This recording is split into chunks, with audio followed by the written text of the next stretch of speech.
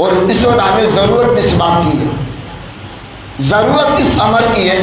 پہلے ہمیں یاد پڑتے، ہم دیکھتے تھے چھوٹے ہوتے تھے، گاؤں کے ماحول میں رہنے والے تھے ہم. جب ہم صبح سویرے اٹھ کے نا مسجد میں قرآن پڑھنے کے لیے جاتے گاؤں میں، اب گلیاں تھی چھوٹی چھوٹی، گزر کے جاتے، مجھے اچھی طرح یاد پڑتا ہے، تو گھروں میں سے بیویوں کی قرآن پڑھنے کی آواز آیا کرتی تھی. بیویاں اٹھ کے قرآن پڑھا کرتی تھی. جب وہ قرآن پڑھتی تھی ان کی اولاد بھی قرآن پڑھتی تھی. آج عجیب منظر ہے، جب گلی سے گزرتے ہیں جناب صبح کے وقت میں بھی انڈین فلم اور گانے چل رہے ہوتے ہیں، اور کچھ میڈیا پہ جناب ہم خبریں سن رہے ہیں، وہ بیوی بیٹھ کے جو بے پردہ سر ننگا جناب وہ بھی جناب خبریں سنا رہی ہیں.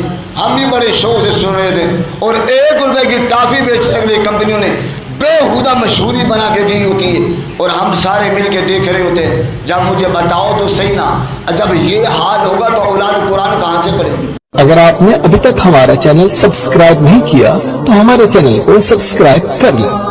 ہم غلامان احمد رضا ہیں، کوئی بھی ہم سے جیتا نہیں.